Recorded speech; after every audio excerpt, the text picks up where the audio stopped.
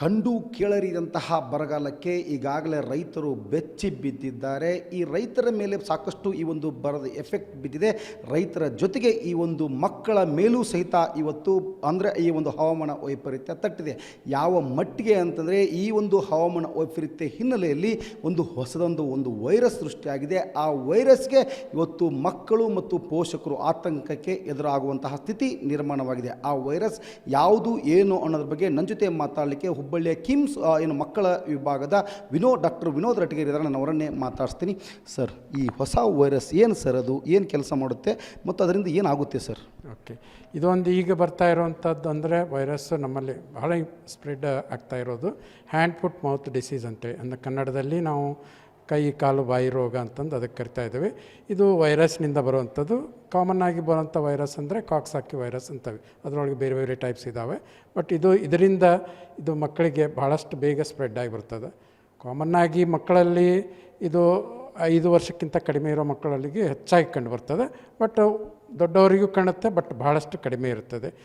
ಇದರ ಲಕ್ಷಣಗಳು ಏನಂತಂದರೆ ಇನಿಷಿಯಲಿ ಫೀವರ್ ಬರ್ತದೆ, ಆಮೇಲೆ ಕೈ ಕಾಲು ಬಾಯಿಯಲ್ಲಿ ಸ್ವಲ್ಪ ಅಲ್ಸರ್ ಟೈಪು, ಅಂದರೆ ನೀರು ತುಂಬಿದ ಗುಳಿ ಟೈಪು ಎದ್ದು ಅದು 3 ರಿಂದ 5 ದಿವಸದವರೆಗೆ ಇರ್ತದೆ. ಇದು ವೈರಸ್ ಇನ್ಫೆಕ್ಷನ್ ಆಗಿರೋದ್ರಿಂದ ಭಾಳಷ್ಟು ಟೈಮು ಸೆಲ್ಫ್ ಲಿಮಿಟಿಂಗ್ ಇರ್ತದೆ, ತನ್ನಷ್ಟಕ್ಕೆ ತಾನೇ. ಬಟ್ ಆ 3 ರಿಂದ 5 ದಿವಸದಲ್ಲಿ ಮಕ್ಕಳು ತುಂಬ ಒದ್ದಾಡಿಬಿಡ್ತಾರೆ. ಯಾಕೆಂದರೆ ಬಾಯಲ್ಲಿ ಬಂದಂಥ ಅಲ್ಸರ್ನಿಂದ ಏನೂ ತಿನ್ನೋಕ್ಕಾಗೋದಿಲ್ಲ, ಏನೂ ಕುಡಿಯೋಕ್ಕಾಗೋದಿಲ್ಲ, ಅಷ್ಟೊಂದು ಪೇಯ್ನ್ ಇರ್ತದೆ. ಅದು ಒಂದು. ಎರಡನೇದ್ದು ಈ ರ್ಯಾಶು, ಇಚ್ಚಿಂಗು, ಪೇಯ್ನು ಅಲ್ಲಿನೂ ಇರೋದರಿಂದ ಅದಕ್ಕೂ ತುಂಬ ನೊಂದ್ಕೊಳ್ತವೆ ಮಕ್ಕಳಿಗೆ. ಸೊ ಇದನ್ನು ನಾವು ಯೂಶ್ವಲಿ ಸಪೋರ್ಟಿವ್ ಥೆರಪಿಯಿಂದನೇ ಕಡಿಮೆ ಮಾಡ್ತೇವೆ. ಲೈಕ್ ಫೀವರ್ಗೆ ಪ್ಯಾರಾಸಿಟಮಾಲ್ ಕೊಡೋದು, ಆಮೇಲೆ ಬಾಯಲ್ಲಿ ಆಗಂಥ ಅಲ್ಸರಿಗೆ ನಾವು ಜೈಟಿ ಲೋಷನ್ ಹಚ್ಚಿರ್ತೇವೆ, ಆಮೇಲೆ ಕೈ ಕಾಲಂಥ ರ್ಯಾಶ್ ಇರೋರಿಗೆ ಕೆಲಮಿನ್ ಲೋಷನ್ ಹಚ್ಚಿ ಕಡಿಮೆ ಮಾಡ್ತೇವೆ. ಇಲ್ಲಿ ಸ್ಪೆಸಿಫಿಕ್ಕಾಗಿ ಆ್ಯಂಟಿಬಯೋಟಿಕ್ದ ಅವಶ್ಯಕತೆ ಇರೋದಿಲ್ಲ. ನೋಡಿ, ಇದನ್ನು ನಾವು ಬಹಳ ಮುಖ್ಯವಾಗಿ ಪ್ರಿವೆಂಟ್ ಮಾಡೋದು ಅಂದರೆ ಕಡಿಮೆ ಮಾಡೋದು ಹೆಂಗೆ, ಮತ್ತೊಬ್ಬರಿಂದ ಸ್ಪ್ರೆಡ್ ಆಗೋದನ್ನು ಕಡಿಮೆ ಮಾಡೋದು ಹೇಗೆ ಅಂದರೆ, ಇದು ಎಲ್ಲ ವೈರಸ್ಗಳ ಥರ ಭಾಳ ಬೇಗ ಸ್ಪ್ರೆಡ್ ಆಗ್ತಾ ಇರ್ತದೆ.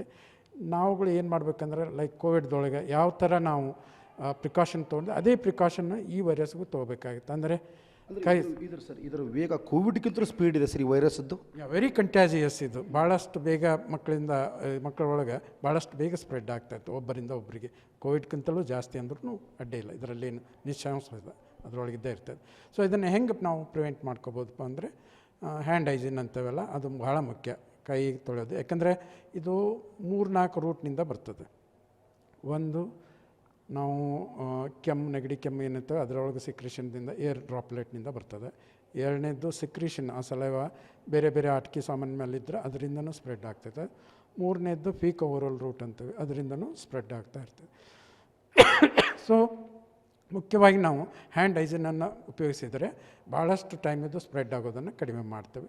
ಸೊ ಅದಕ್ಕೆ hand hygiene is most important. Every time parents ಮಕ್ಕಳದ ಕೈ ತೊಳೆಯೋದನ್ನು ಹೆಚ್ಚು ಕಾನ್ಸಂಟ್ರೇಟ್ ಮಾಡಿದರೆ ವೈರಸ್ ಇನ್ಫೆಕ್ಷನ್ ಆಗೋದನ್ನು ಸ್ಪ್ರೆಡ್ ಕಡಿಮೆ ಮಾಡ್ಬೋದು. ಅಂದರೆ ಕೋವಿಡ್ ಸಂಬಂಧದಲ್ಲಿ ಏನು ಮುಂಜಾಗ್ರತಾ ಕ್ರಮಗಳನ್ನು ತೆಗೆದುಕೊಂಡಿದ್ದೀವಿ ಸರ್, ಈ ಅಂತರ ಕಾಪಾಡಿಕೊಳ್ಳೋದು, ಸ್ಯಾನಿಟೈಸರ್ ಆ ರೀತಿ ಕೈಕೊಂಡ್ರೆ ಇದು ಯಾವುದೇ ರೀತಿಯಾದಂತಹ ರೋಗ ಬರುವುದಿಲ್ಲ ಸರ್, ವೈರಸ್ ಹರಡೋದಿಲ್ಲ. ಇದು ಡೆಫಿನೆಟ್ಲಿ ಆ ಥರ ನಾವು ಪ್ರಿಕಾಷನ್ ತೊಗೊಂಡ್ರೆ ಇದು ಸ್ಪ್ರೆಡ್ ಆಗೋದು ಕಡಿಮೆ ಆಗ್ತದೆ.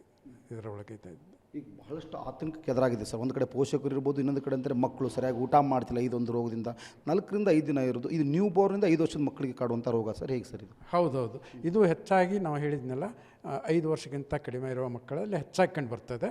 ಹಾಗಂತ ಬರೀ ಅವರಿಗಷ್ಟೇ ಅಂತಲ್ಲ, ದೊಡ್ಡವರಿಗೂ ಕಾಣ್ತದೆ.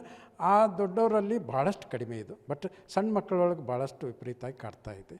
So less then 5 years is very common. New ಬೋರ್ನಿಂದ, ಹುಟ್ಟಿದ ಮಗುವಿನಿಂದ 5 ವರ್ಷ ತನಕ ಕಾಮನ್ ಆಗಿ ಇದೆ. ಇದು ಈ ಪೋಷಕರು ಏನು ಆತಂಕ ಪಡುವಂತಹ ಅವಶ್ಯಕತೆ ಇಲ್ಲ ಸರ್, ಹೇಗೆ ಸರ್?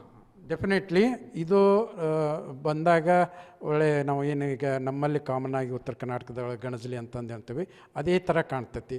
ಬಟ್ ಇದು ಗಣಜಲಿ ಅಲ್ಲ, ಗಣಜಲಿ ಥರ ಬರುವಂಥ ರೋಗ ಇರೋದರಿಂದ ನೀವು ಯಾವುದೇ ಕಾರಣಕ್ಕೂ ಡಾಕ್ಟರ್ ಹತ್ರ ಮೊದಲು ಪರೀಕ್ಷೆ ಮಾಡಿಸಿ, ಅವರು ಇದು ಗಣಜಲಿ ಅಲ್ಲ, ಇದು ಕೈ ಕಾಲು ಬಾಯಿ ರೋಗ ಅಂದರೆ ಯಾವುದೇ ಆತಂಕಕ್ಕೆ ಒಳಗಾಗುವ ಕಾರಣ ಇಲ್ಲ.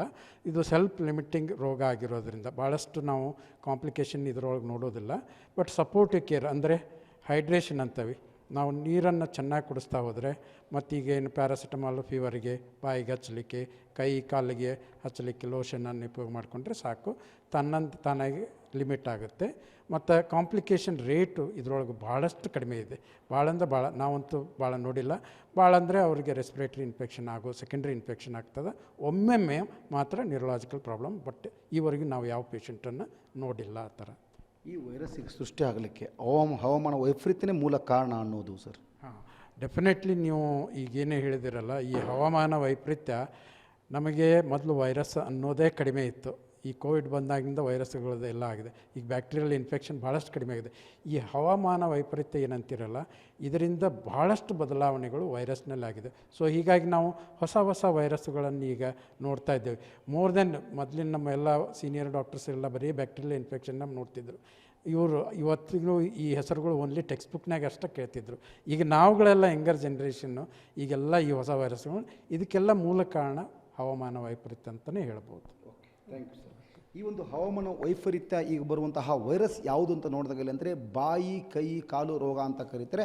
ಈ ವೈರಸ್ಗೆ ಯಾವುದೇ ರೀತಿಯಾದಂಥ ಒಂದು ಆತಂಕ ಪಡುವಂತಹದಿಲ್ಲ. ಆದರೆ ಕೋವಿಡ್ಕ್ಕಿಂತಲೂ ಸಹಿತ ಇಲ್ಲಂದರೆ ವೇಗವಾಗಿ ಈ ಒಂದು ವೈರಸ್ ಹರಡ್ತಾ ಇದೆ. ಹೀಗಾಗಿ ಮಕ್ಕಳಿಗೆ ಈ ಒಂದು ವೈರಸ್ ಹರಡಬಾರ್ದು ಅಂತಂದರೆ ಕೋವಿಡ್ ಸಮಯದಲ್ಲಿ ಯಾವ ರೀತಿ ಮುಂಜಾಗ್ರತಾ ಕ್ರಮಗಳನ್ನು ಕೈಗೊಂಡಿದ್ರು ಆ ರೀತಿ ತೆಗೆದುಕೊಂಡ್ರೆ ಯಾವುದೇ ರೀತಿಯಾಗಿ ವೈರಸ್ ಹರಡುವುದಿಲ್ಲ ಅನ್ನೋದು ಕಿಮ್ಸ್ ವೈದ್ಯರ ಮಾತು. ಕ್ಯಾಮ್ರಾ ಪರ್ಸನ್ ಜೊತೆ ಯಲ್ಲಪ್ಪ ಸೋಲಾರಗೊಪ್ಪ, TV5 ಹುಬ್ಬಳ್ಳಿ.